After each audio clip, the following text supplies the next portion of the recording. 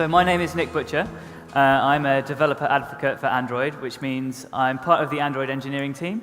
My job is solely to work with you guys, to help you guys to make the best possible Android application. Yeah, thank you. So these slides are hopefully going to be posted after the event. I think we have one more GDD to do in Berlin, and then the slides will be put online, so you'll be able to see these later. But these are my contact details, so you can get hold of me on Google+, or I'm on Twitter as well. So if you have any follow-up questions, or you want to know more, then feel free to reach out. So excellence in the Android user experience. One of the stats that stood out to me from the keynote this morning was the number of applications in market, like over 300,000 applications in market, right? Like, that's crazy. Like, how do you stand out? How do you get users to find your app, to love it, to keep on coming back and using it, and hopefully pay for it, right? So I think user experience is one of the things that's going to help you to stand out. Having an application that looks good, is easy to use, and is intuitive, is going to keep the users coming back. They're going to give it a good rating in market. They're going to recommend it to their friends. It's the kind of content that we at Google are looking for to feature, to have those big banners at the top of Android market, so lots of people find and love your application. So I'm going to talk today about some techniques you can use to do that. A lot of the things we've been talking about today as well is the progress of the Android platform. Ice cream sandwich is here. Yay! Who's excited? Who's downloaded the SDK already and tried and played around with the APIs? Anyone? First thing I did as soon as it came out. So I'm going to talk about a few techniques which will help you to take advantage of the new and exciting developments on the Android platform to build applications which will scale, which will work on a huge variety of devices out there. So I'm going to talk a little bit about Honeycomb visual design, the design language which we're using in the latest releases of Android in Honeycomb and then also in Ice Cream Sandwich. And I'm going to talk about a few UI patterns which are going to describe ways of building interfaces, beautiful interfaces which will work on varieties of devices. I'm going to go on to give you a few do's and don'ts, some tips about implementing these in your applications, and then finish off by looking at an example. So Honeycomb introduced a very different design language. We call it the holographic UI. Prior to this, I think Android, hadn't paid so much attention to its look and feel. It was a very powerful OS, but it wasn't necessarily the most beautiful, the easiest to use. Starting with Gingerbread and now Honeycomb and Ice Cream Sandwich, a lot more focus has been paid on making your applications easy to use, looking beautiful. And I'm going to talk about some of the techniques we use. So taking a look at here, this is the home screen on a Honeycomb tablet. Quite a departure from your Froyo or Donut or Cupcake phone. Previous Android releases had quite a cartoony look and feel. It wasn't very high design, whereas we definitely have a very strong direction that the look and feel is moving in. If you take a look at some of the early style explorations that the designers were looking at, they were going for a modern look, a very clean look. It has a very distinct look. It's not iOS or WebOS, which has a certain photorealism, which tries to imitate real-world artifacts. It's much more similar to web design or maybe print media, where we're actually going for this modern, clean look. This can be seen in the standard set of widgets, which you get to put together your SDK applications. Take a look at them. They're pretty minimal. They're very clean. There's not a lot to them, right? There's no extraneous content. A text box isn't even a box. It's a line with a little couple of edges. So this is the look and feel, the clean look and feel that Honeycomb introduced and ICS refined, which you want to be aiming for. You want your applications to fit in this landscape, to seem at home on these OSs. It's all about removing extraneous content and simplifying your application. Take a look at the email compose window. On the left here, we have a Gingerbread phone, which, there's a lot of boxes going on. There's lots of different shades of gray, some orange in there. There's quite a lot of things going on visually to distract you from the task at hand. Compare it to the Honeycomb compose window. It's much simpler. It's very clear. It's task focus. You're not distracted by these extraneous widgets. You just get on with the task in hand. This is one of my favorite quotes that came out recently from Matthias. Matthias is the head of user experience for Android. And when we launched Ice Cream Sandwich, with its increased focus on usability and simplicity, this is what he had to say. And I love it that he says, we've taken what we did with Honeycomb and we've pumped up the snooty design quotient. How good is that? And we've turned down the geeky nerd quotient. But he says, basically, everything we started doing in Honeycomb, we've basically refined it and carried on going in that direction. So there was a feeling that while Honeycomb was futuristic and interesting, it was a little bit too far, perhaps, a little bit too Tron-esque. So we've brought it back to make it a little bit friendlier, a little bit easier to use for all your users. So that was just a little introduction to take a look at the Android tablets, the Honeycomb tablets, and the new ice cream phones like the Galaxy Nexus, and get a feel for the direction that the Google API is going, and the look and feel which we encourage you to use. So you can adopt your applications and make them use the standard set of widgets so they look and feel right at home, very modern, very simple, very easy to use. So to help you build these experiences, I'm going to talk about a few UI patterns. I've said here these are tablet patterns, but now the Ice Cream Sandwich is here and has brought a lot of this.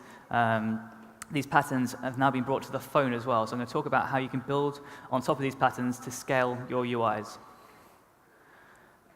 First up, I hope you're familiar with what I mean by a UI pattern. A lot like a software pattern, like your builder patterns or worker pattern, for example. It's a solution to a general recurring problem. So using these kind of solutions, your application will immediately seem familiar to your users. They'll instantly recognize, oh, I know where to look to go to get the options, or I know how to use this. It'll just seem intuitive.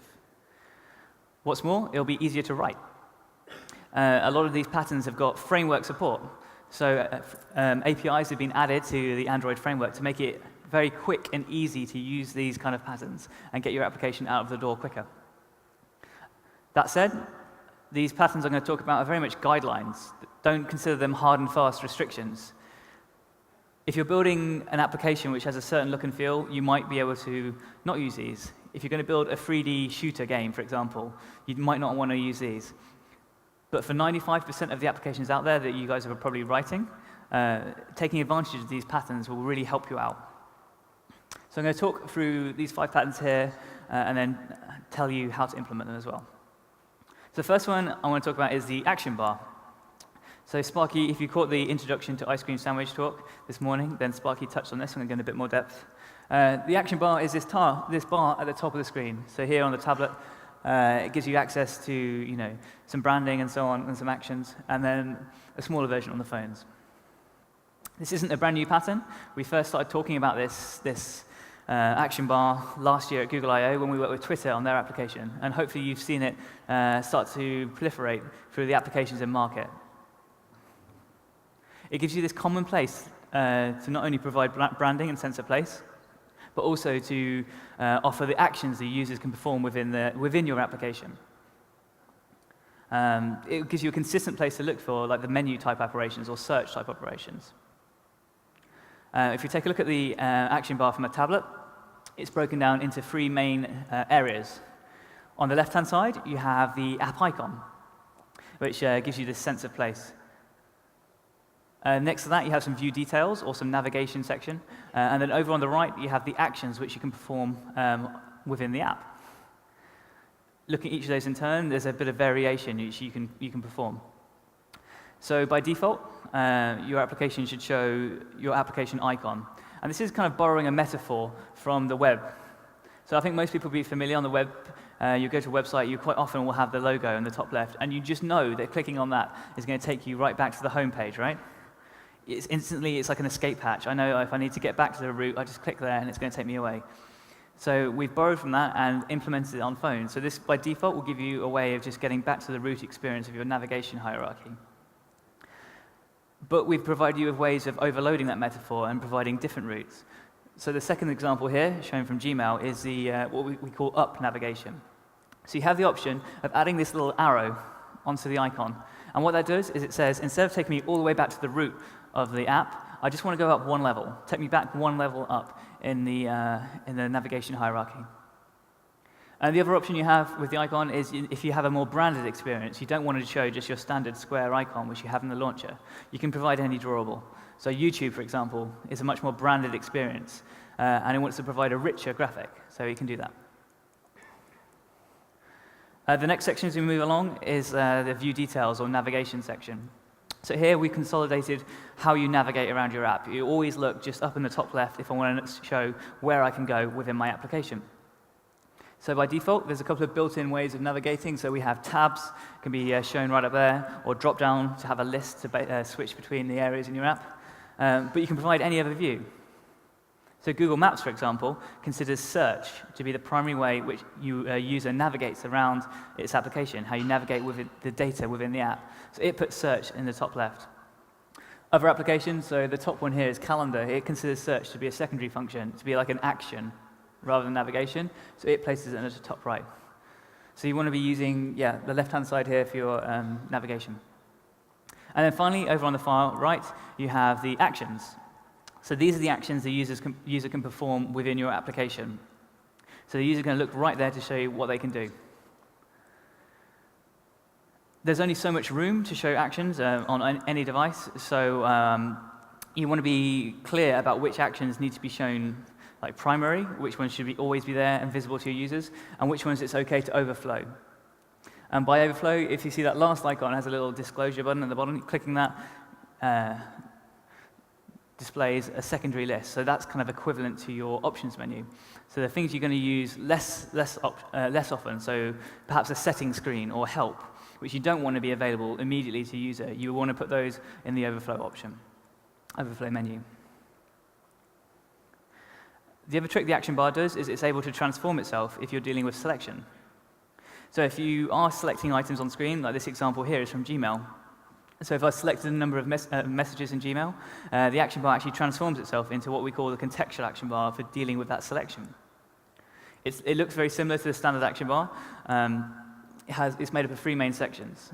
So on the left, you have this dismissal button, so just hit OK to get rid of it. Next to which, instead of navigation, you have some state information. So here, a label just tells me how many messages I have selected. But you could easily implement kind of a select all, select none, something like that. And then finally, on the right, you have the actions. So these are the actions to perform upon your selection. So this provides a consistent place to look to when users are dealing with selection. If you want to implement it, then you can use the action mode class. Or if you're going to use something like list view, it's going to help you out right in this.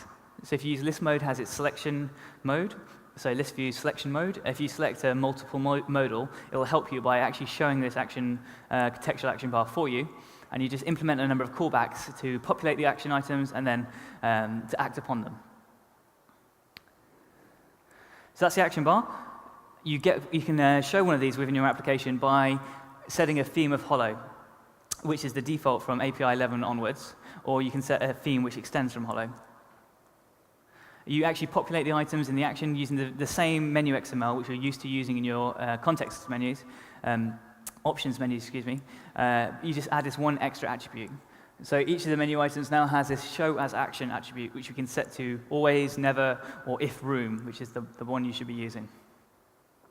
And just because it's a very familiar and a common way of interacting with your app, doesn't mean that every action bar has to look the same. So there's a blog post here, if you follow that link, which talks about how to customize the action bar, how to change the colors and the drawables used so that you can make it fit in with the look and feel, the branding of your application. So that's all well and good if you want to target Honeycomb and above, which have this native action bar implementation. But a lot of you will obviously want to support older devices, or your Froyo and Gingerbread phones. To do that, you have a few options. First one, as we did in the I/O application, is you can just build your own. You can just build a view which looks a lot like the action bar, but basically it has the branding, it has some buttons in the top right, and it looks very similar, and that will get you most of the way there.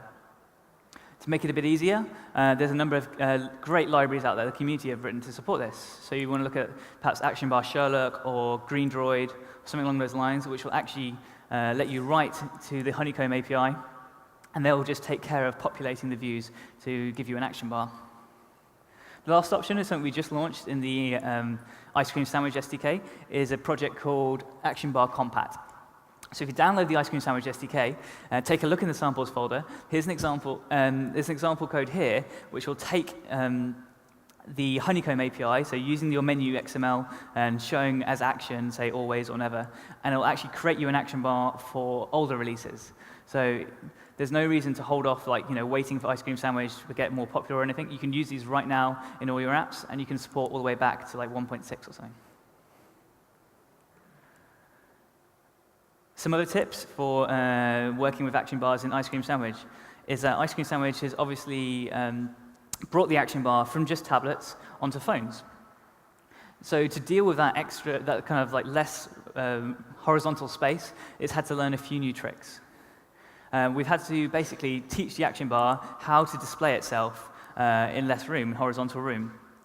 So a few tips for working with that. Well, actually, I'll show you what it looks like. So here's an example. So on the tablet, when there's plenty of room, we put everything up in the top, and we have this overflow button, which shows you extra options. On a phone, where there just isn't enough horizontal real estate to show that, we display it slightly differently. So here you see that the tabs have been stacked underneath the action bar, rather than shown in line. And some of the options have been flowed elsewhere, rather than appearing in the top line. To help build this kind of interface, you can hint to the system what it's OK to move around and what it isn't. So where you can, use the if room setting for show as action. If you hardcode all your options to say always has to be shown in the action bar, when it's running on a smaller device like a phone, the system isn't going to know how to display it. So basically work with the system. Use if room, provide an icon, and make text optional, and the system will just know how to lay it out for you. Also, try and stick to the built-in navigation mode. So if you use the tab navigation or drop-down navigation, the system's going to know how to display that on a smaller device. If you create your own very kind of custom navigation mode, then the system might not know how to display that. There we go. So here's an example of the action bar running in its different modes on Ice Cream Sandwich. So here in portrait mode, the system says there just isn't enough room to have tabs and some actions on the action bar at the same time, so it stacks it underneath. So you get the tabs underneath here. If you reorientate the phone into landscape, at runtime it says, hey, now there is enough room. So it actually displays the tabs and the buttons right next to each other. So you didn't have to write any extra code. All you've just said there, the system's just like worked out how to display it for you. The other trick that Ice Cream Sandwich has taught the action bar is how to run in split mode. So sometimes you might want to display things like your tab navigation and actions on the screen all the time, but there just isn't kind of enough room.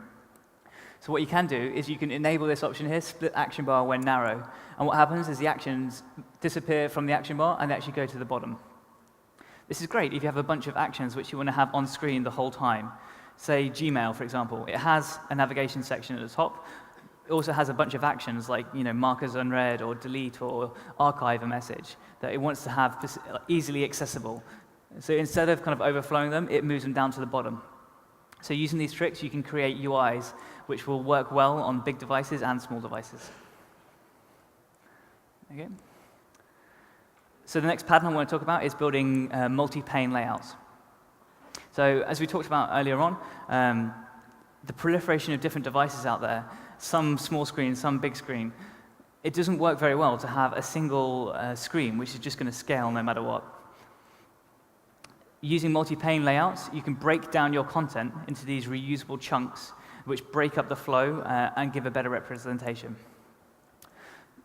So not only does long runs of text look pretty bad, like, is anyone seen like run an application on a tablet, which is basically just a list view? And a list view of text running all the way across like a 10-inch display is really bad. It takes you a while for your eye to go back to start, and it just feels kind of wrong. It's not a very good user experience. So using a multi-pane layout, you can break up that flow and make it more interesting to the user and keep things together. Not only that, it actually helps you to provide more context to your user. When you're on a phone and you kind of like you have to break up your app into multiple steps and multiple levels, every time you kind of click an option, it takes you to another screen. You lose all the context of where you've come from. Using multiple pane layouts, you can actually keep more things on screen at the same time to keep the user orientated, to make them remember where they've come from. I'll go through some examples in a bit. One tip, if you're building these multi-pane layouts, is to remember the direction users read in. So in English, it's often from left to right. Obviously different in Hebrew. but you want to remember that for when you're laying out the detail from least to most detailed. So in English, it's quite common to have the least detailed thing on the left, and then get more and more detailed as you go right. Else it just feels wrong, feels kind of incompatible to the user. To help you build these multi-pane layouts, take a look at the Fragment class. This lets you kind of decompose the unit of your application from the screen down to these building blocks, these fragments, which you can write once and have them laid out differently. So to give you an example of this, like consider a common thing like a master detail relationship, something like the contacts application, for example. So the first thing you write is maybe a list view, so a list of all your contacts, which would be fragment A here. Selecting one of those takes you to a detail view of the contact, like the contact's detail would be fragment B. On a tablet, we have so much more real estate, you can actually lay these out next to each other. So this avoids having these long runs of text. So having like a really, really wide screen with just for a list of contacts looks really bad, and provides more context. So if I've selected one contact, I can still see what other contacts are in the list as well, and easily switch to them without having to go back and forward all the time. So if you're going to write an application which does this kind of thing, you're going to end up writing two fragments, but then just have them laid out differently. So you just write the fragments once. You don't have to write activities again and again and again. We're doing similar things. You write the fragments once and then just lay them out in different activities. So here you'll write two different activities for the phone and one activity for the tablet. One thing I'd say if you're implementing this, some people try and do the phone with a single activity and have it swap the fragments at runtime when you select something. I'd recommend you don't do that. I recommend you have a single activity with a full screen fragment for each of the phone screens. The reason being, if you try and do the swapping, you end up writing a lot of code to manage state, to try and manage the backstack, to try and get the animations just right so it looks like as the user expects when they select one. You end up writing more code, which means more to test, more to go wrong, more to break. If you write a single fragment, which is a full screen activity, transition and just call start activity to start the next step, then the system will take care of a lot of that for you. So if you are going to do these kind of multi-pane activities, you're going to have some way to have the fragments talking to each other and communicating. So there's a few techniques you can use to do that. The first one here, and is one which we use in most of our developer documentation, is to define a callback interface. So this basically says each fragment can talk to its parent activity, and then the parent activity can then directly invoke methods on other fragments. This is all well and good, but it does enforce a little bit of tight coupling on your code. Basically, the child fragment has to know that its parent activity implements a certain interface. The next technique you can use is calling setTargetFragment.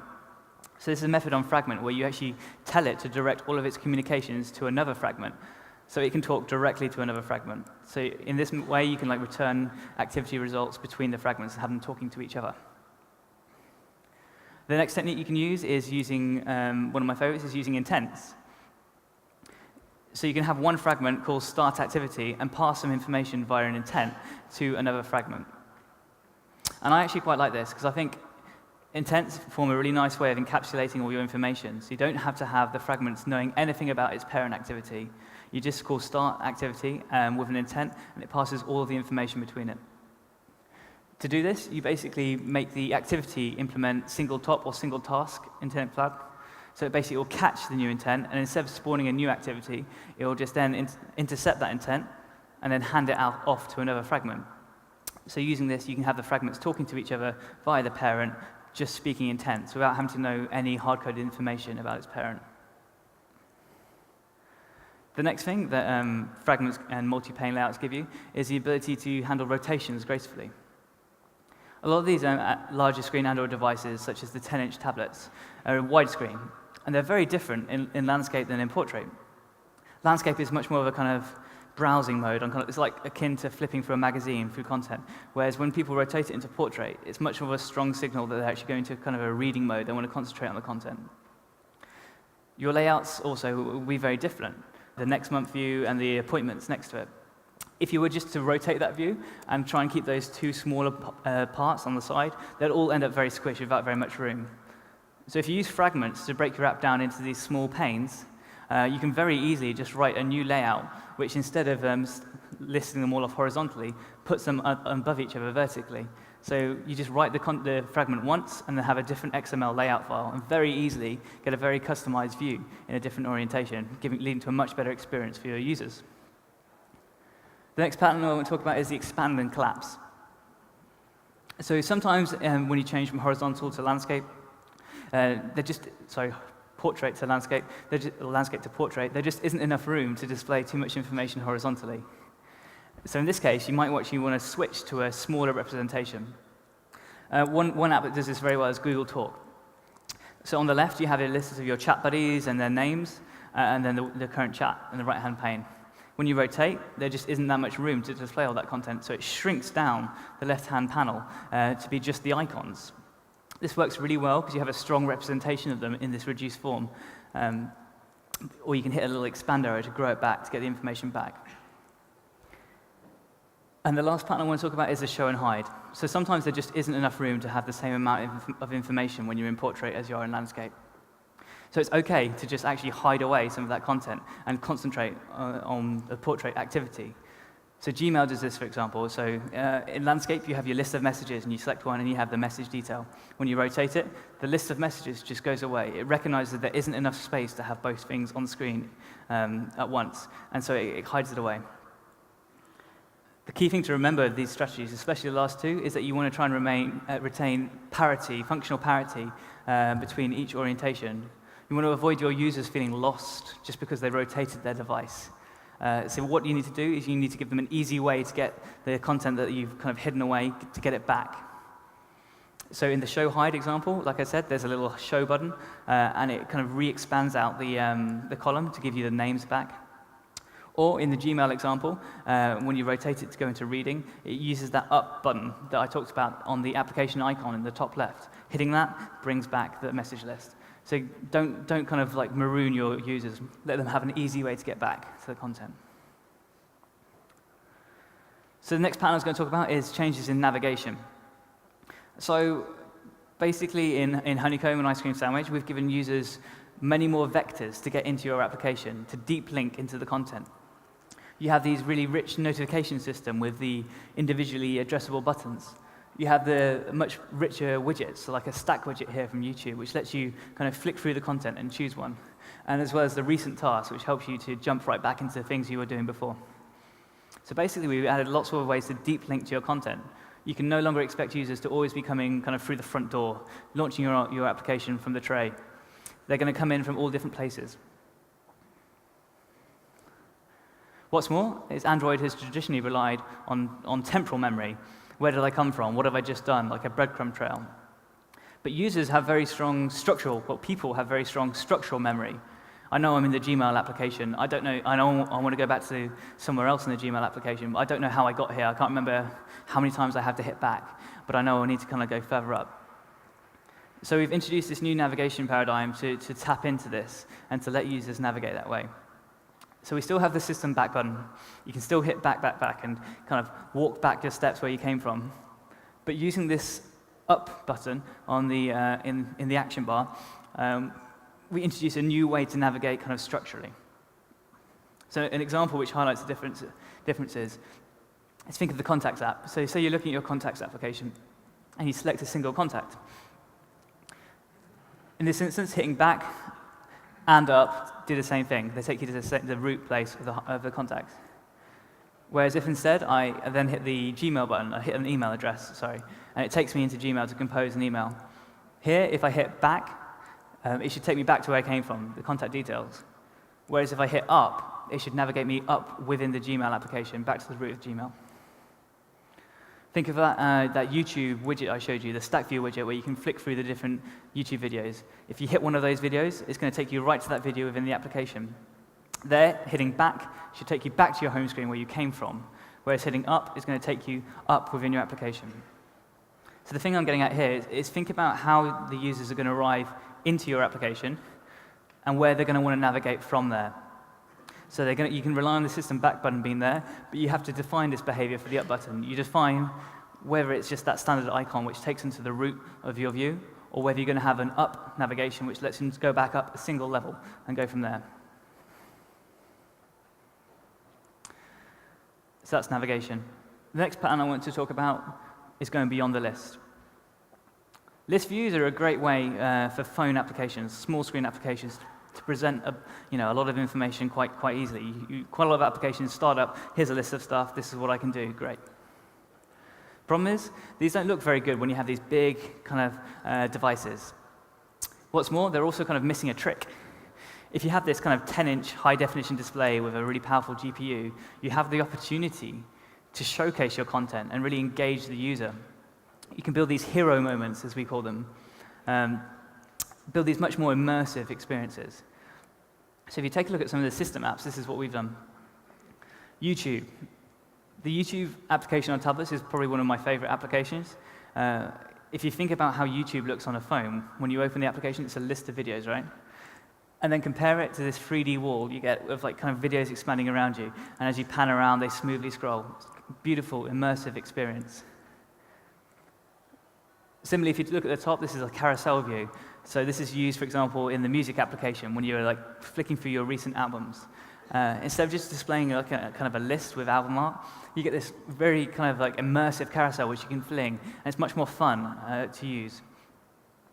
So think about how users are going to use your application in a tablet scenario, a larger screen scenario. Quite often people using tablet devices, large screen devices, are at home. They're not kind of on the go snacking like you are on your phone. You're sat on your sofa perhaps. You're much more engaged. You have these longer kind of interactive sessions with the content. And people are looking for a more fun and immersive experience.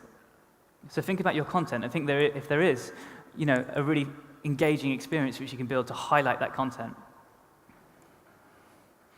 To make it easier to build these kind of hero moments, here's some code you might want to check out.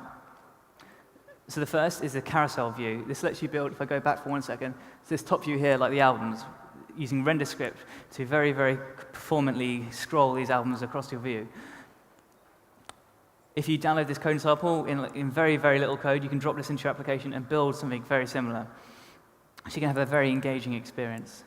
Also, if you're interested in learning render script, maybe you saw Rich's talk before lunch, and you want to get started with render script, this is also a great sample to start with. It's quite a complex project, and it's well documented, so you'll be able to get going and have a look at it there. There's also the view pager. Anyone here used the view pager yet? For anyone who hasn't tried it yet, it lets you build very smoothly horizontal paging views, a lot like the standard Android home screen, so it lets you page between content. Sorry? Mm-hmm. Yeah, there's a Fragment pager class, a separate thing. So if you look at the Android market, which has these big, beautiful graphics in the application, you can build this kind of interface where the user can easily swipe content around.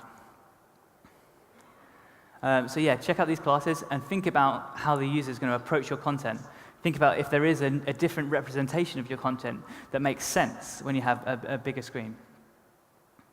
And the last part I want to talk about is thinking about gestures. Ice Cream Sandwich has introduced a lot of work to kind of really tighten up the gestural language used within applications. So if there's a similar operation which you perform in different applications, you use the same gesture.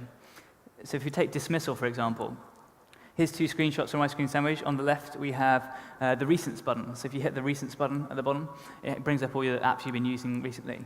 And on the right, we have the browsers, which is showing the currently open tabs. Both of these, you're kind of doing similar things, offering you to switch between tasks and giving you the opportunity to manage them, to dismiss them. So similarly, they both let you swipe horizontally. And as you swipe, the item goes out to the side and starts fading away. So think about looking at the platform and the gestures that the platform has started introducing, like these kind of gestures for dismissal, and seeing how you can implement them within your application. Because then the user is going to kind of recognize and know how to use your application straight away. So those are a few patterns I wanted to talk about. That's now going to go through just a few practical tips for building them. So some do's and don'ts. Aim for a single APK. So when you're building these applications, like a phone application and a tablet application, it might be tempting to kind of like draw a line under your app and try and start again from like a baseline of, say, API level 11. But I'd really advocate you to try and build this single experience. Not only will it make it easier to manage your code base, to just have one single kind of project to manage, it'll be easier to update it in Android Market and have a single listing. But it also makes you kind of think in the right mindset, a scalable mindset. If you look at the range of Android devices available, I'm not quite sure what's a phone and what's a tablet. You know, is a 5-inch device a phone or a tablet? What about a 6-inch device, a 7-inch device? Where's the line? Instead of, like, if you try to build separate applications, you end up kind of like building these arbitrary kind of like breaking points and not thinking about anything in between. Instead of that, I'd encourage you to think about an Android app as a continuum that goes all the way from, you know, a tiny 2.5-inch Arcos device, for example, up to your regular screens, into the kind of like the large screens, like the Galaxy Note, for example, into your 7-inch tablets, into your 10-inch tablets, and beyond. You know, be that Google TV or billboards or whatever ends up running Android. It's a continuum. So don't kind of have these artificial kind of separations. Think about your UIs, which will scale nicely, which will use things like fragments to provide optimal layouts at certain points. To help you do this, check out the compatibility library, or support library as it's called now. So this will give you access to things like fragments all the way back to Android 1.6. So you don't have to just, you know, only use these new shiny features in the latest versions. You can use them right now. You can build this single application which uses an ActionBar, which uses fragments, all the way back to Android 1.6. Also, check out the resources framework to help you do things. A lot of people probably know that resources framework can do things like provide different assets. Like you've probably seen images, so drawables, HDPI, drawables, MDPI. But you can use the resources framework to provide optimized resources for lots of different types. So dimensions.xml is a great example. If you, in your values directory, have a dimensions file, you can put in here things like text sizes or buttons, like tap target sizes. Using the resources framework, you then provide these kind of overloaded versions. So you can have a default version here which might, you know, make sense on phones, say 12 SP for a font. But then you can provide overloaded versions in a large folder for, you know, for larger devices. So you can have larger font sizes, larger tap targets on these bigger devices. Using the resources framework, you can factor these out into the right place, so you don't end up writing lots of messy code. You don't end up having lots of switch statements in your code. You basically just get the right resource at runtime. Do support both orientations. Think about a lot of the tablet devices out there are landscape default. There's nothing more jarring than if you fire up an application and it's locked to portrait, and the first thing you do when it opens is it rotates around. It's quite kind of aggressive to your users. It's not how they want to use it. They're holding their tablet a certain way. So think about supporting like both orientations, and also do, as I said earlier, like think of optimized or layouts for different orientations. Devices in landscape and portrait often are telling you something. They want to use it in a different means. They're looking for a more perhaps browsing experience or a more reading experience. So think about using these different layouts to provide that for your users.